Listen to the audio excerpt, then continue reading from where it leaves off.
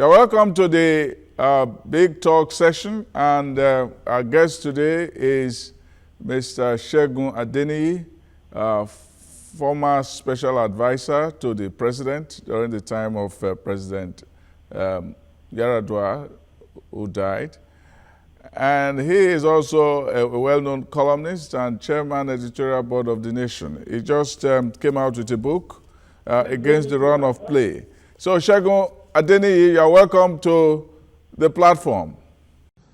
Thank you, but you said The Nation this day, I haven't taken your job, sir. Oh, did I say The Nation this day? Sorry. Yes. That was my job. Sorry about that. Yeah. You're welcome to the show. Thank you very much, sir. I'll first of all ask you, how has the reaction to your book affected your temperament or your attitude? Because these are the people you actually talk to in coming out with this book, Against the Run of Play. Yeah, I mean, it has not affected me in any way. My attitude is that if you want to lead an orchestra, just like the conventional wisdom teaches, you must learn to back the crowd. I spoke to principal characters involved in the election, and nobody has come out to dispute what they told me. Of course, President Jonathan was not happy about what others said about him, but he cannot say I misquoted or misrepresented him, and he has never said so. So by and large, I think the comments have been fair as far as I'm concerned. Now, before we go straight into the book, I know that you'll be feeling some sort of deja vu, watching from the outside the situation of the president and the media makers. What kind of feeling does the very similar situation bring to you in mind? What do you think are the similarities and the distinctions, given your own experience when you were the special advisor on information to Yaradua?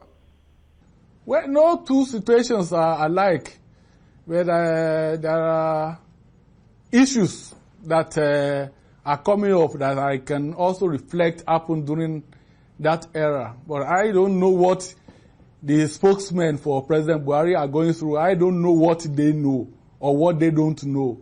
So I don't want to speculate as to whether there are challenges or whether there are things they are doing correctly or not doing correctly. I'm still watching events. I try to speak to some of the people in government, and what I would say is that I sympathize with Mr. Femi Adesina and Mr. Garba Shehu at this moment, because reflecting on what I went through at that particular period. When you were special advisor, did you get as much access to information as you want to? When the president was around, yes, I did. I had access to the president. Anytime I wanted to see him, I could see him, because that was one of the things I discussed with him when I came. And he granted me the access. Even if I needed to see him at night, I'll go to the villa and there are still words that I can take. I can either write a note to go and give him in the bedroom. Sometimes he will come down to see me. Sometimes he will tell me to come back tomorrow morning. Sometimes he will reply me. He will scribble some notes on the response to Buhari. Well, I had access to him until he fell ill and went to Saudi Arabia. Well, there's also the issue of the relationship between the acting president and the president. Can you draw parallels between what is going on now and then? Because in this situation, there have been cases where, for instance, the senior special advisor was saying, came out with a press release. He said it was a press release, and then turned out to be an interview with the Hausa service of the BBC.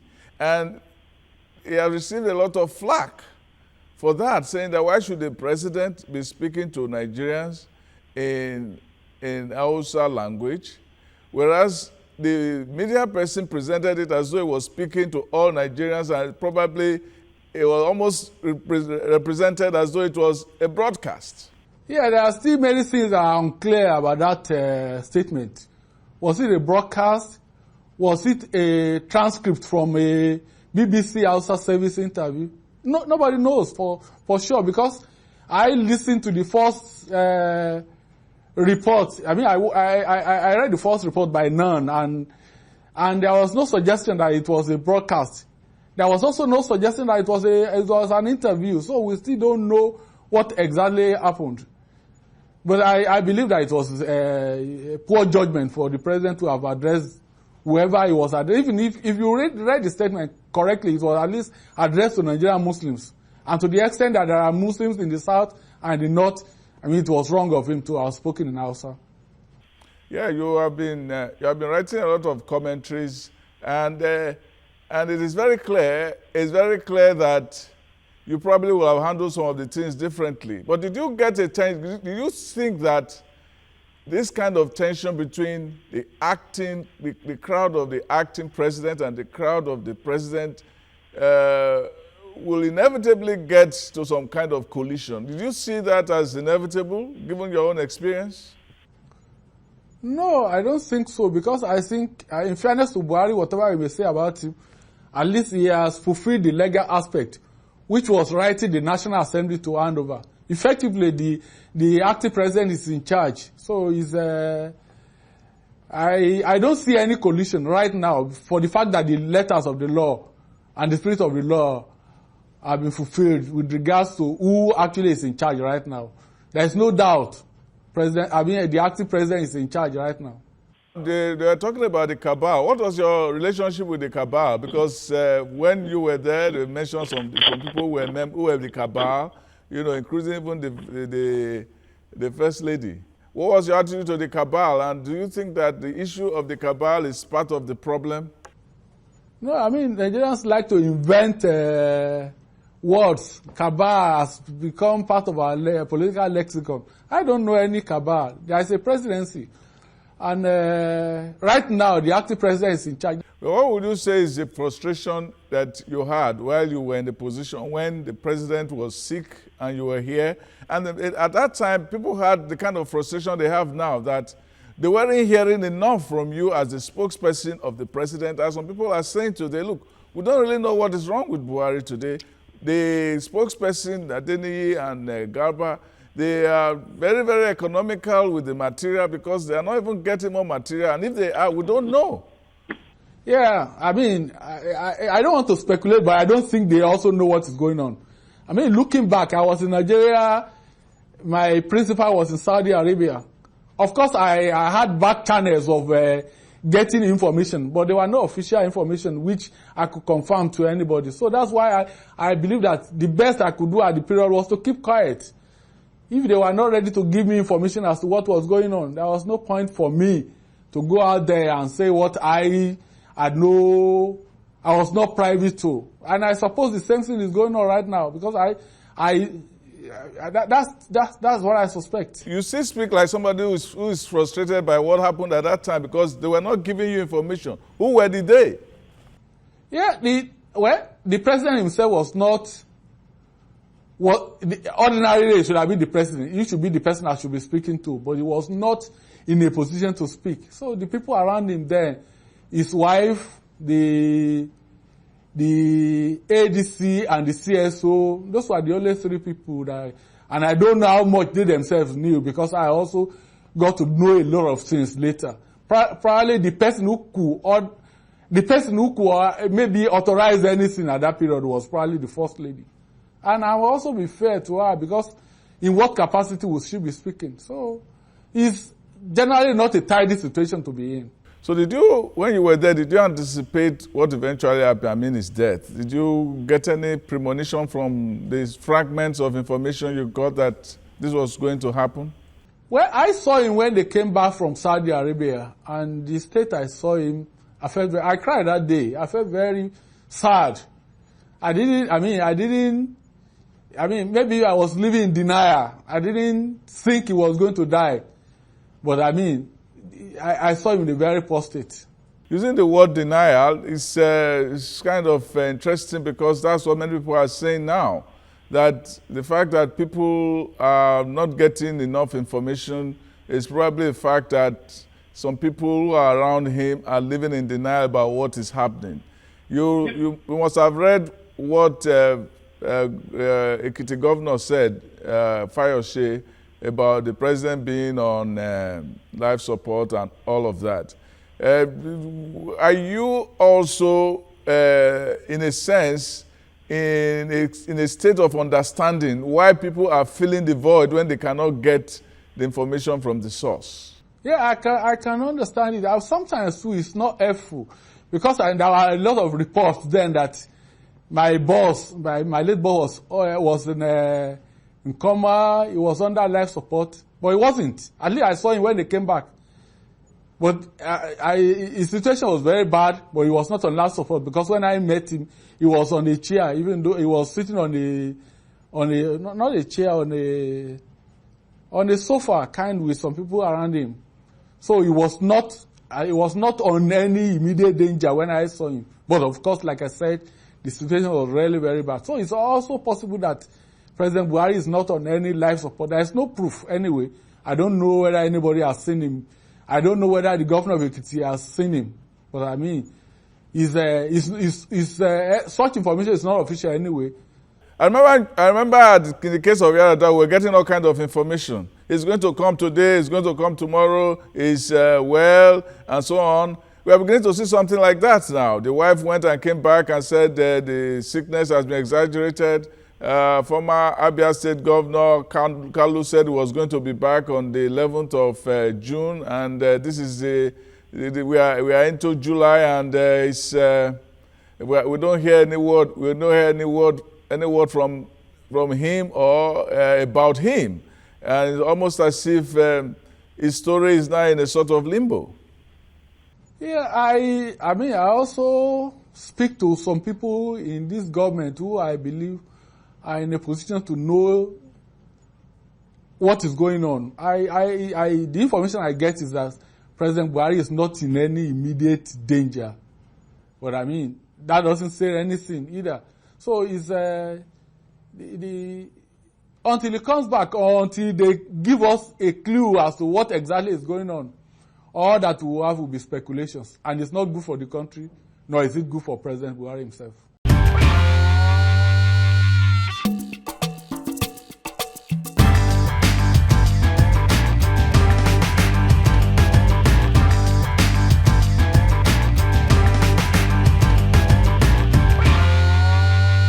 The audio that we got from Buhari recently, the one on BBC Hausa service, is a kind of deja vu to the one that came out during the Yar'Adua's time.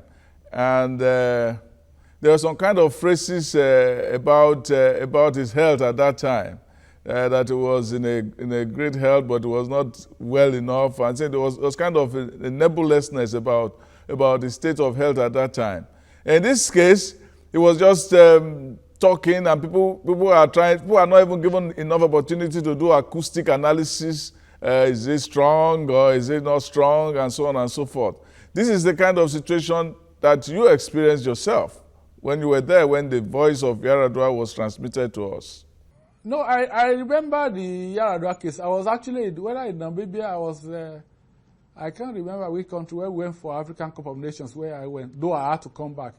There were speculations there that he had died, and then and then they called me from Saudi Arabia that BBC Hausa service had called for an interview, and I said it would be good if the president can speak, so that Nigerians will know that he was not dead, and they arranged the interview. So I suggested that I agreed because I believe that at least Nigerians would believe that it was BBC. If it was maybe a Nigerian media organization, they could begin to speculate that it was arranged. And they did, and even that one was just one question and one answer. I mean, even from the response, it was very clear that the man speaking, the voice was, the man on the line was a very sick man.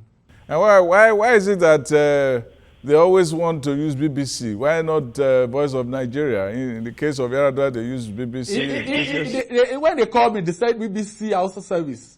I mean, there were all kinds of arrangements there, whether we could fly Radio Nigeria, NTA or something. But I also knew that time was of essence. Besides, we could get there and then the situation would change. And it was an emergency situation at war. I wasn't even in the country, but I approved the idea that they could go ahead and speak to to the BBC, which they did. Now let's come to your book, Against the Run of Play. Why did you decide to do this? I've always been interested in writing books, but this one became for the fact that for the first time we had an incumbent president who was defeated in Nigeria. I mean that alone was interesting for me to want to pursue the idea. Why and how did they lose? That was the question I wanted to answer, and I believe that it was a topical issue. That essentially was why I decided I was going to write the book. If you read the preface to the book written by Dr. Chidi Amuta, there's this paragraph in which it says, "This is the age of instant information, disinformation, and post-truth. Fact, fiction, outlandish lies, and alternative facts mix and meet in a new amorphous reality in which the truth may have disappeared for all time. Every man is now an information hub, a reporter, editor, commentator, publisher, and carrier of value judgments." This was exactly what happened immediately, even before the book was released, when we had a flurry of positions. Almost as if the people you interviewed were denying the facts that you put in the book. One of whom was President Goodluck Jonathan, former, who said he was also going to write his own book. Yeah, I can sympathize with President Jonathan because he knew what he said, but he didn't know what others said about him. I mean, that essentially, I believe, was what made him unhappy because everybody put the blame on the loss of the election on him, including people within the PDP. So I think that was what made him, not that I misquoted or misrepresented him. I mean, because for everybody I spoke to, I gave them back the script as to what I was going to publish, and they all approved, including President Jonathan. So they are confused. You gave an impression here that somehow it looks like the people around Jonathan were consoling themselves when it was clear that there are some of the people we are mentioning, people like Kennedy and so on, that they knew the die already cast, the election was already won and lost, and they were trying to paper over the cracks to make Jonathan look like a hero when he had actually really lost. Well, Jonathan had lost the election, but given the nature of African politics, anything could still happen. He could decide not to go. Of course, there will be crisis. I mean, that was the kind of thing they were trying to prevent. Because I know at that period, other people were also speaking to President Jonathan. He don't concede. He didn't. I mean, there are so many things I didn't put in the book because I will not be able to prove. But there were forces who are also bent on scuttling the process. Yes, I remember you also stating here that some of them met former governor, that's minister now, Rotimi Amechi, at Heathrow, and they said there was no way that Jonathan was going to lose or even concede, and eventually it happened. Then there's this place. Even in that narrative, he gave me a name. I just didn't put the name of the person. Yes, he did. Then talking about self-consolation, here you said Chidoka pleaded, "Why don't you take the wind off Jega's sail by calling Buhari? You would have rendered whatever INEC is doing redundant." That was self-consolation, wasn't it? Yeah, it was. But I mean, what they wanted to do was that he should concede before the announcement of the result, because if he didn't, it will no longer make any impact, which I think was. And in that kind of situation, timing was of essence. If President Jonathan had not considered and Jega had gone on to announce the result, he wouldn't have gotten the kind of reaction he got. Yeah, there was this issue about zoning, which you talked about, especially when it was very clear that Jonathan was going to run. Obasanjo said he wanted him to run for only one term, and that Jonathan gave the impression to the United States ambassador, that he was not going to run, he only wanted to set the electoral situation right for the country. How was this transition from Jonathan the statesman to Jonathan the ambitious man? How did it turn vanity into ambition? Well, I mean, perhaps it's the nature of our politics, and perhaps because of the ethnic dimension to it. Probably it wasn't even President Jonathan who started the whole thing. Maybe people from his ethnic group. I mean, because you had so many people coming at that period that a South person and a German must also spend 2 times. So there are so many things. Maybe when he writes his book, he will put some of those issues in perspective. You are also not. We are also unsparing of the former First Lady. Towards the end of the book, you're talking about how she probably helped derail the husband's presidency by what she said about the North, and so on. Would that have made any difference? Well, elections are not decided by just one factor. So many things contributed, and I believe that the former First Lady contributed significantly to the loss of her husband in several ways. Not only in what she was saying about the North, but even the Chibok tragedy, how she handled it. And since the crisis within the Governors Forum started with our own altercation with Rotimi Amechi. So, in several ways, she contributed to the loss of her husband at the election. There was this paragraph here where he said, in all the arguments and counter-arguments at the meeting, now you are referring to the meeting in which they were making the case whether Jonathan should run, whether the North will agree with him to run or not.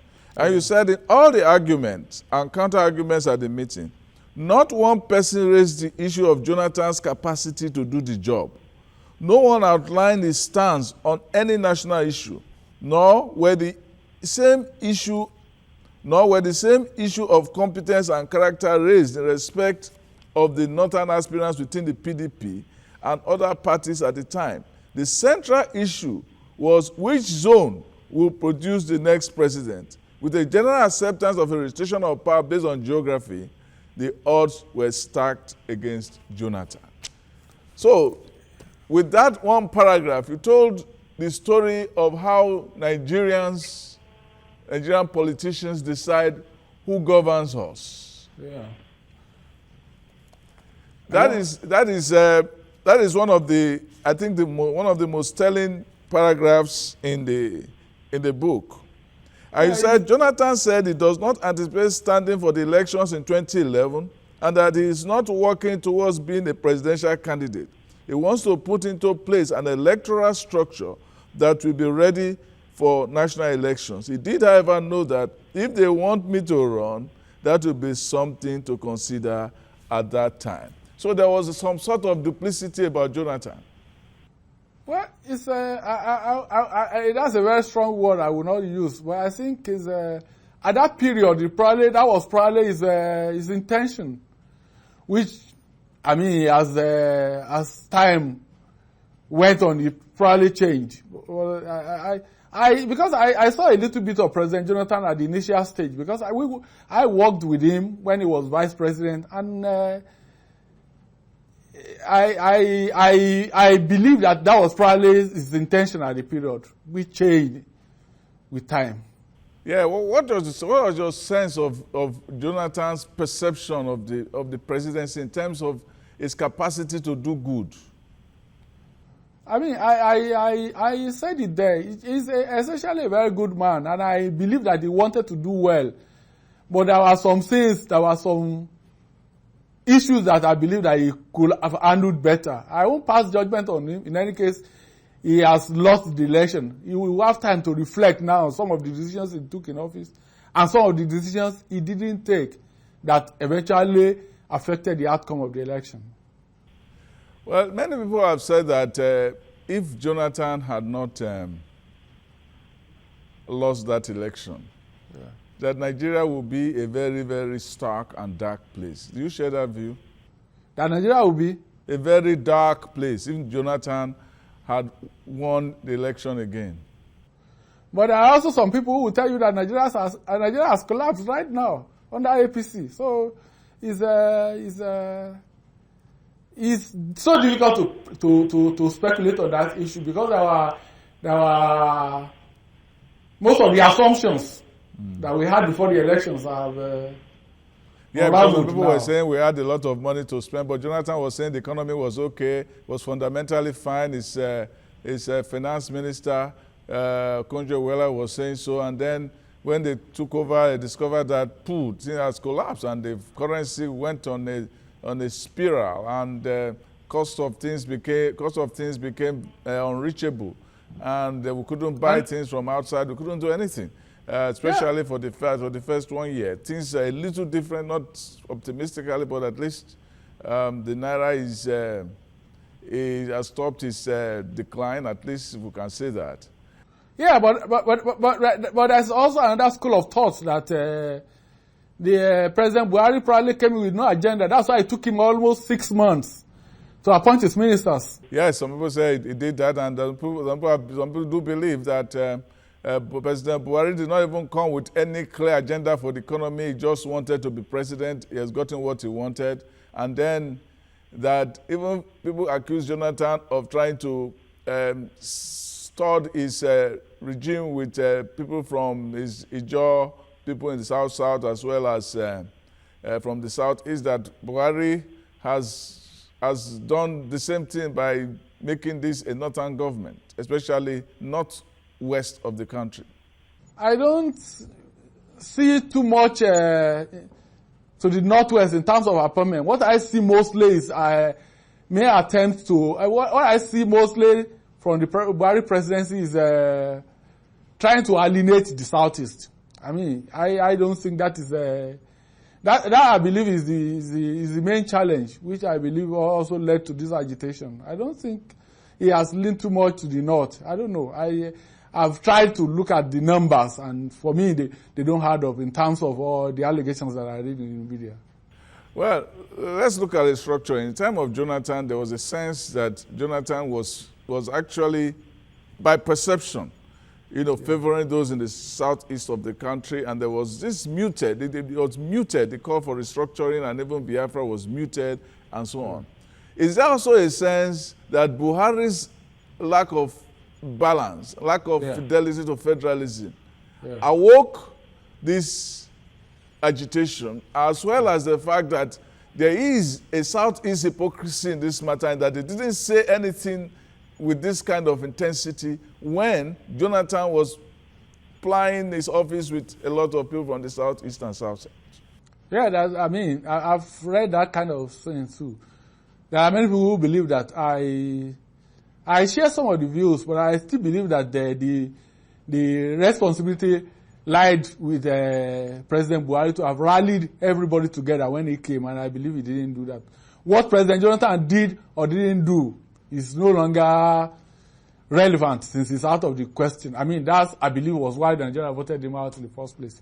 So the issue now is, what is President Buhari doing? How is he bringing the country together? He has not succeeded very much in that regard. Well, when Jonathan was acting president, you get a sense that he couldn't do much because he knows that, or he knew that he was not holding a substantive position. Do you get any sense of that cautiousness with Osinbajo, looking from outside? I think so. I mean, not only Osinbajo, anybody in that country, is a very, very untidy situation to be in. It's not, the arrangement is not, whether, regardless of the fact that it's different now because the constitutional provision has been fulfilled, but even at that,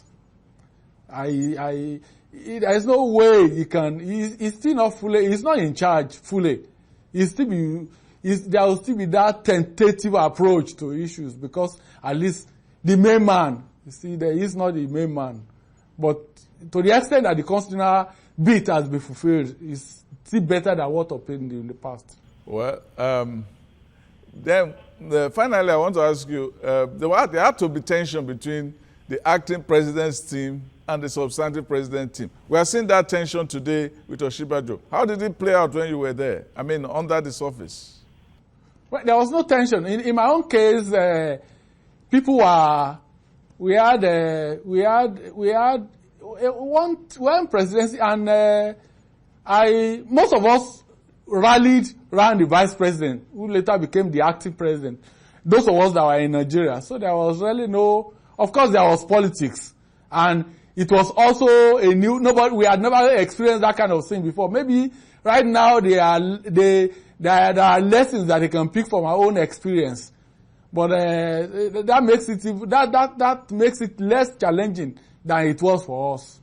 Thank you very much, Segun Adeniyi. I want to congratulate you on this book. This book is actually very, very readable. A lot of interviews here, nuanced in terms of the positions of the different actors in the run-up to and within the regime of or the administration of Goodluck Jonathan. So I congratulate you, Segun Adeniyi, for this book, and I know that you have more books under your sleeves. Thank you for coming. Thank you, sir.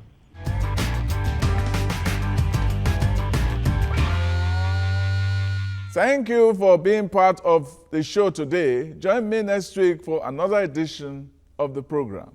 And until then, be good.